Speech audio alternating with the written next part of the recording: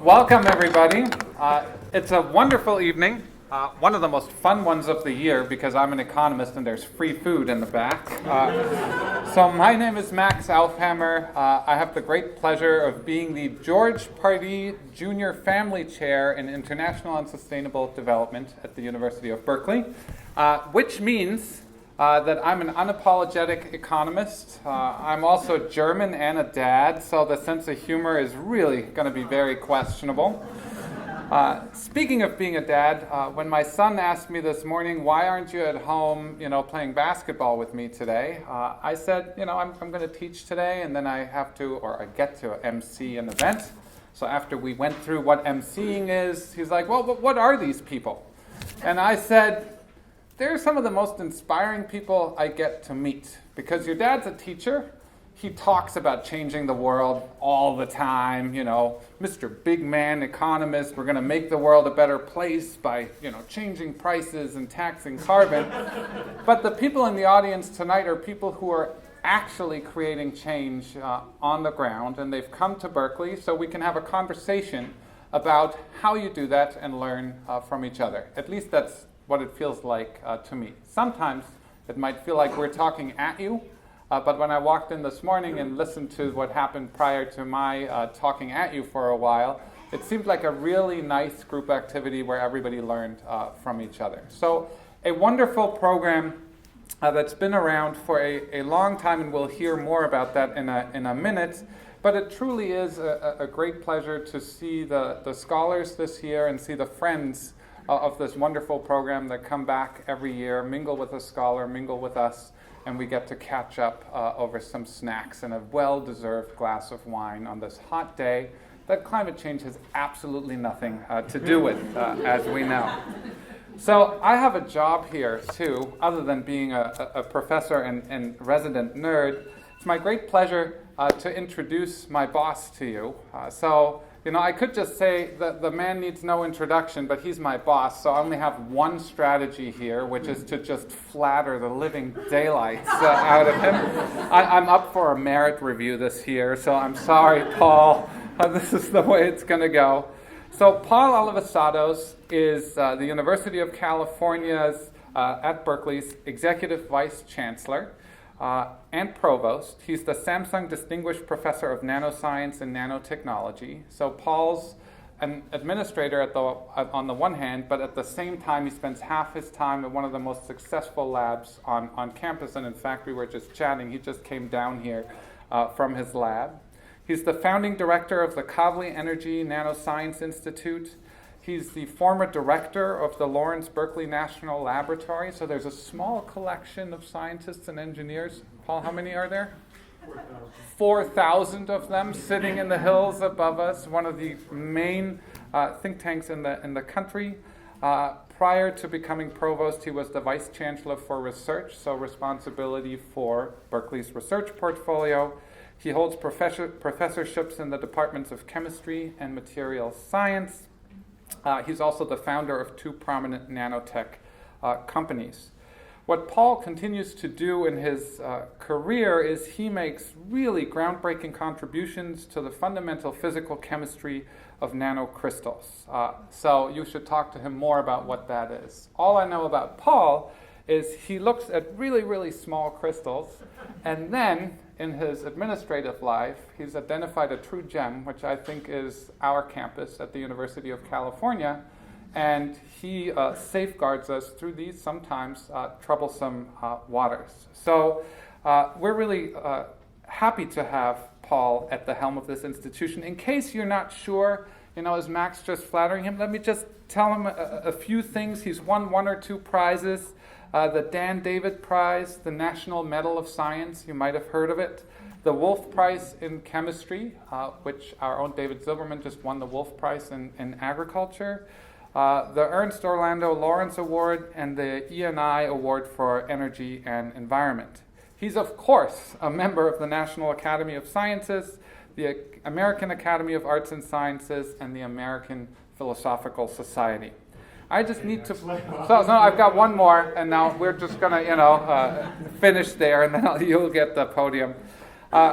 He got his bachelor's in chemistry from the University of Chicago, which is an okay institution.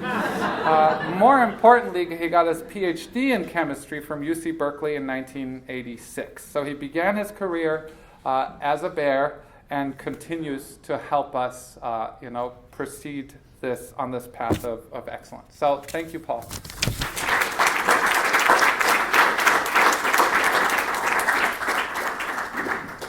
Well, thank you so much, Max. And yes, you are succeeding in embarrassing me. That may not do well for your promotion case, but but thank you. It's really such a pleasure to be here with you. In fact, you mentioned, Max, that I was a student at the University of Chicago, having spent much of my youth growing up in Greece. And when I came to Berkeley, first I wanted to come to Berkeley because my impression from the outside was that it would be the place to have the biggest adventure. And at that age, that's really what I wanted to do. And in fact, having come from the University of Chicago, which was frankly a bit of a little bit more straight-laced place, let's say, than Berkeley. And I arrived here, and it was just chaos. And it was such a compelling chaos that I fell in love with the place immediately, and it's just been my home ever since. And I know we'll talk in a minute about this wonderful program, but I hope that all of you who have come here now that are spending these weeks with us, I hope that you will feel that Berkeley is your home too, and for the reasons that we'll talk about. Before I go into that, I do want to just acknowledge and thank a few people. Dick, Carolyn Bears, you're both here. Yeah, thank you so much. I want to acknowledge you. You have been associated with this campus for many, many decades, and during that whole time you have lifted us up and helped us to be stronger and better, and you have helped to create this program here, which is truly a wonderful program that will change the world. So let's please acknowledge them.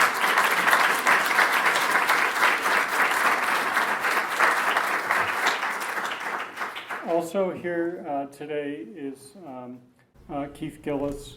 Keith, you served as Dean of the College of Natural Resources for 10 years, and during that time you were really a visionary leader of our College of Natural Resources, which of course provides so much of the foundation for this wonderful program. And as the Dean, really, Keith, I think you always did see the bigger picture and make a better world. So thank you so much, Keith, and thanks for being here today.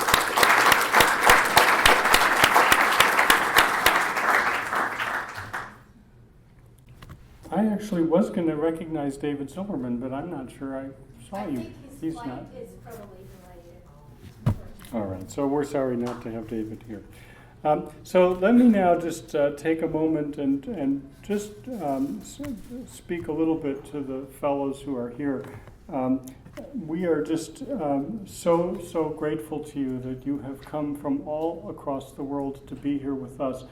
Each of you has followed a journey in your life that is dedicated to making the world a better place and to help address the deep environmental issues that impact all of us.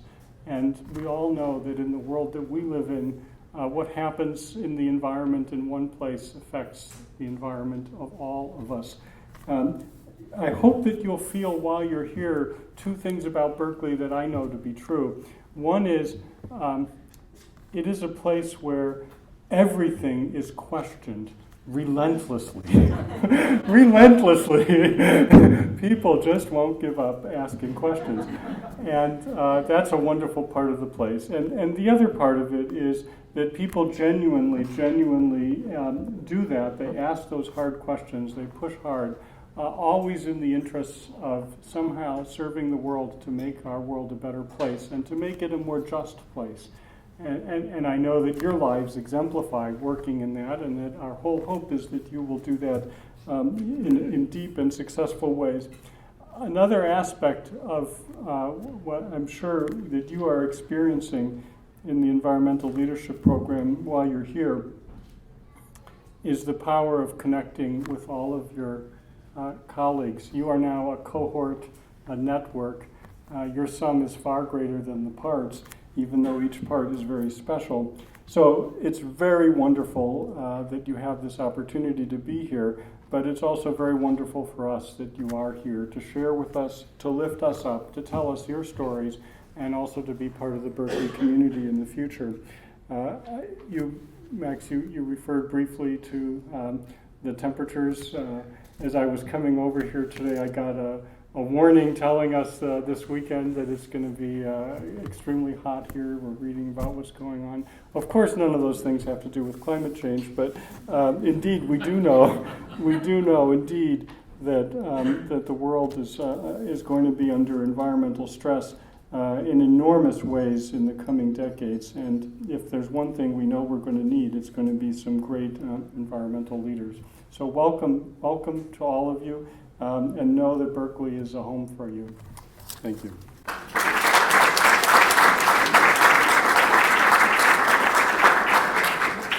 Thank you, Paul. Now all I've got to do is introduce Mio. Mio, where are you? Yeah. Oh, right there. Sorry. See, I didn't wear these. That's why. There. There we go. Mio KATAYAMA Owens is the Assistant Dean in the College of Natural Resources, which basically says the reason that we actually are all here together is Mio, who's, for years organized this program and done just an absolutely outstanding and wonderful job at doing so. So, Mio, podium is yours. Thank you, Max. Good evening. It's so great to see our wonderful friends and supporters here tonight. This is my favorite time of the year, just like some of you mentioned earlier. I have the pleasure of selecting the speakers for this reception, and I really enjoy it. But at the same time, it's a real struggle, because all the fellows who tried out to be the speakers this evening were just absolutely outstanding. So but nevertheless, we selected 3 wonderful speakers. So it is my pleasure to introduce you Yang. Would you like to come here? Okay. Yang Villa, he works at IL Utility as the head of the Philippines office.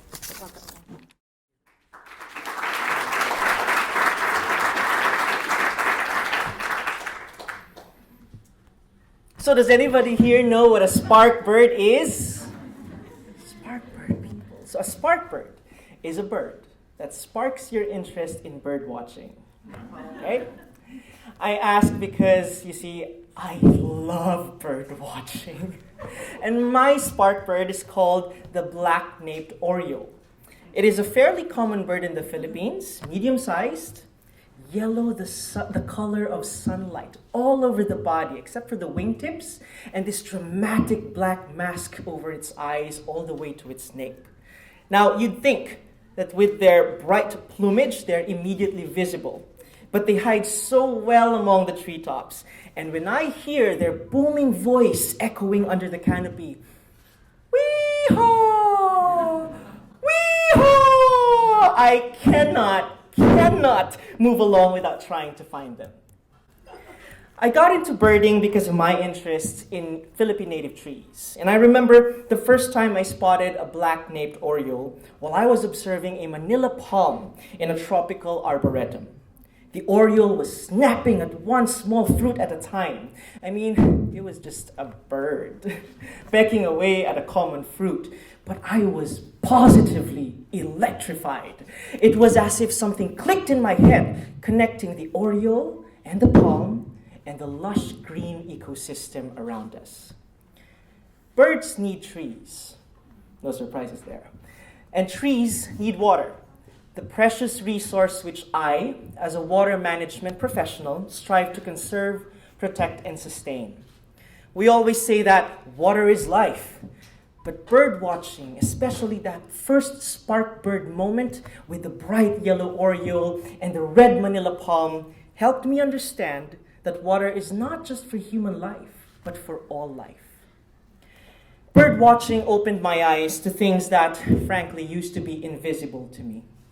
For instance, the way that our modern urban infrastructures have changed the age-old ways of migratory birds. Or how non-native trees are incapable of supporting rich local biodiversity.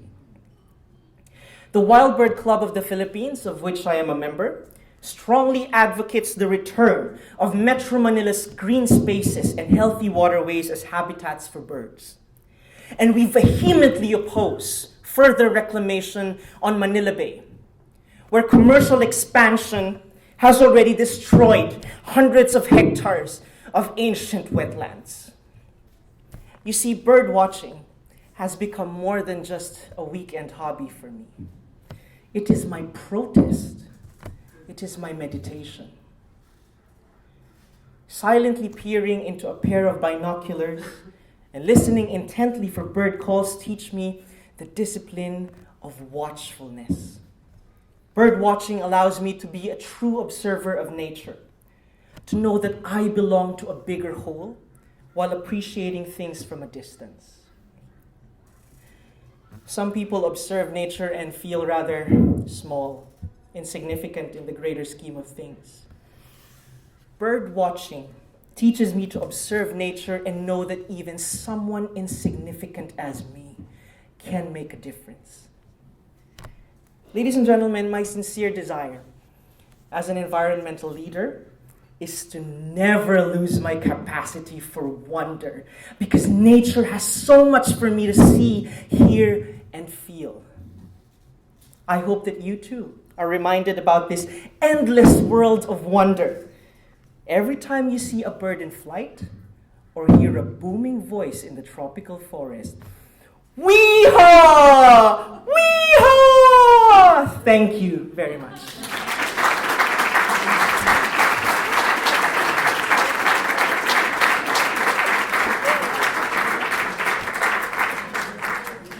Thank you, Yang. That was wonderful. The next speaker is Daria Kudryavtseva. Daria, could you come over here? Daria works as the press officer at WWF Russia. Welcome.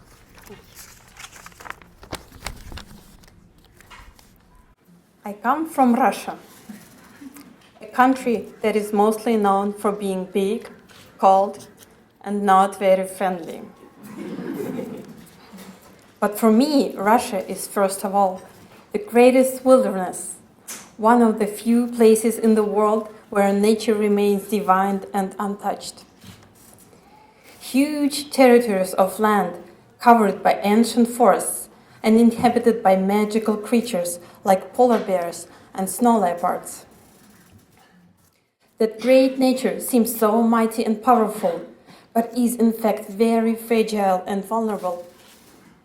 In the face of the merciless and insatiable modern world ruled by the economics, interests, and profit. We are the first generation that realizes the full extent of our impact on the planet, but also probably the last generation that still has time and possibility to make it right. It gives me great hope, but also tremendous responsibility. While nature does not protest, polar bears and leopards will not go on rallies, sign petitions, or fight for their rights. They don't have Facebook or Instagram accounts. They just disappear silently. Every time I hear about another fantastic creature getting to the brink of extinction, I take it as a personal tragedy. I want to run and beg, please don't leave. We need you. It's such an honor to share this planet with you. I know we screwed so much, but please give us another chance to make it up to you. We'll try to make it better. I promise we'll try to regain a privilege to be your neighbors. As a press officer in the World Wildlife Fund Russia, I chose to be nature's voice and advocate. I have never seen a wild tiger or a snow leopard, and probably never will. But I just need to know that they are out there. I don't want to live in a world without wild reindeer, bison, or white storks. The world without them will lose its colors and will become a very sad place. The rare species of the world, often being the top of the food chain, are not only magical creatures. They are the guardians of the whole ecosystems, which will start falling apart like a house of cards once the guardian species is gone. full of eternal wisdom, honest in every step, free of greediness and envy. They are a great gift that nature gave us, and we are about to mess it up. I admire rangers who made it their life's work to protect those natural treasures that Russia has.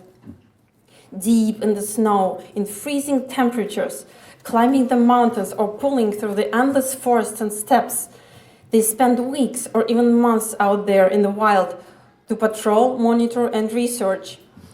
Dealing with armed poachers and working in harsh conditions, they put their lives in danger every day for the sake of nature. In spite of all great challenges, our work is not hopeless.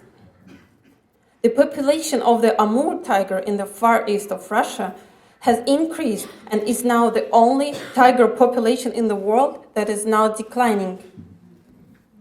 The herds of European bison inhabit the forests and mountains of Caucasus again, and the population of the far eastern leopard tripled. The next 30 years will probably be the most challenging and also pivotal for nature conservation and environment. The challenges are great and the time running short. But in times of doubts and despair, I remember the words that one of the WWF founders, Sir Peter Scott, once said. We cannot save all we would like to, but we will save a great deal more than those who will not even try. Thank you.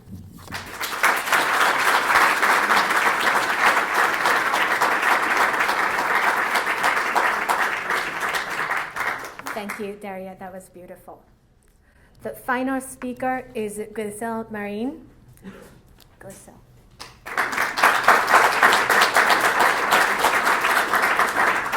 She's the conservation manager at Yashche Conservation Trust in Belize.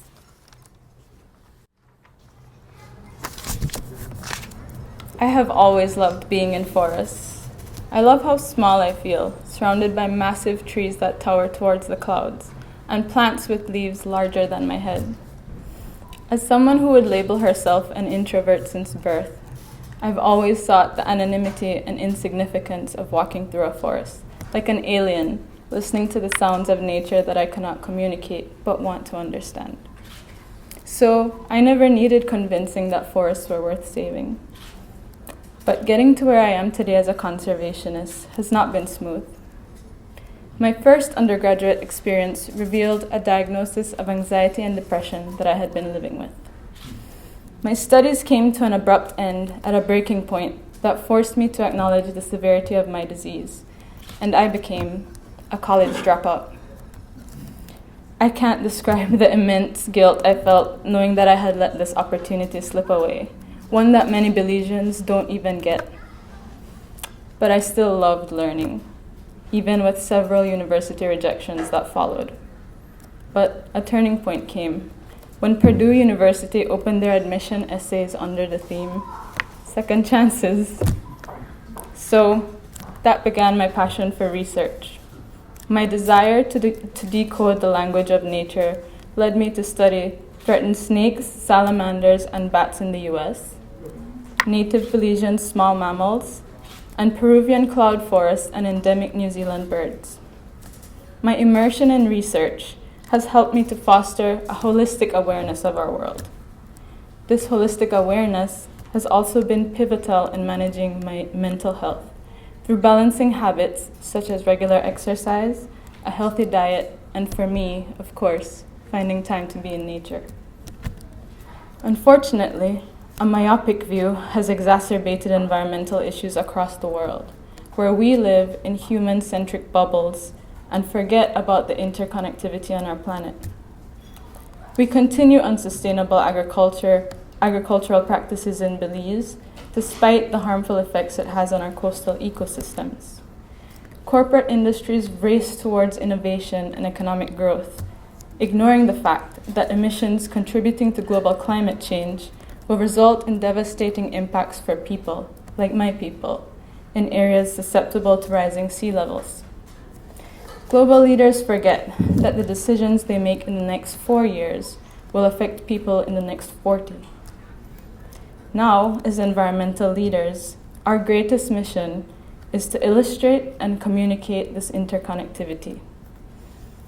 I look back at that introvert who sought concealment from humans within nature, to the conservationist I am today, who spends time among and seeks alliances with humans and forest communities to protect forests. To remind humans of our place as a part of nature, not separate from it. When we begin to live consciously nurturing a holistic view of our bodies and minds, our homes and our planets, the earth will continue to nurture us through this marvelous interconnectedness.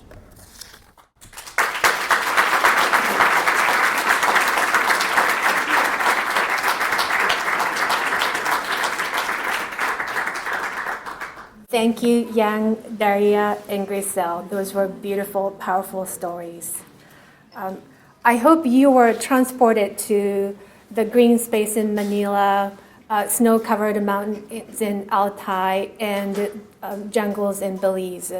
Their stories are powerful, and the rest of the cohort of the BRZLP also have many wonderful stories to share with you after the reception. So now I would like to invite Professor Keith Gillis, the former Dean of the College of Natural Resources, and of course the co-director of the BRZLP.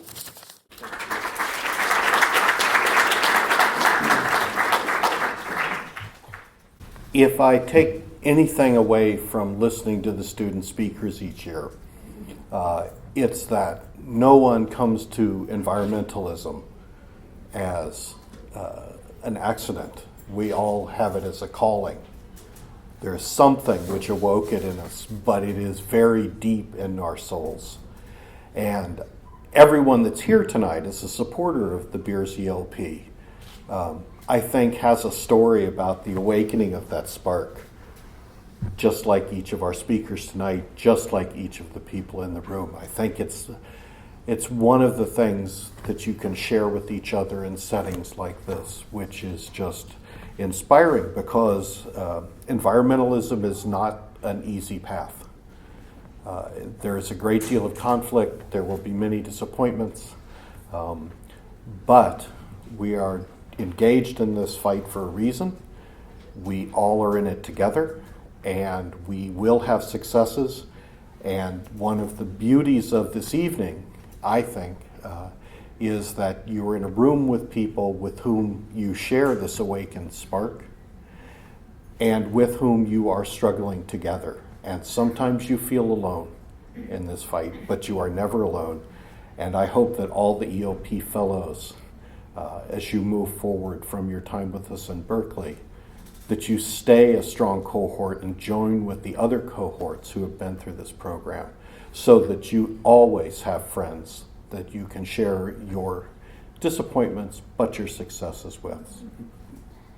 Thank you for coming tonight very much, and thank you for your inspiring stories.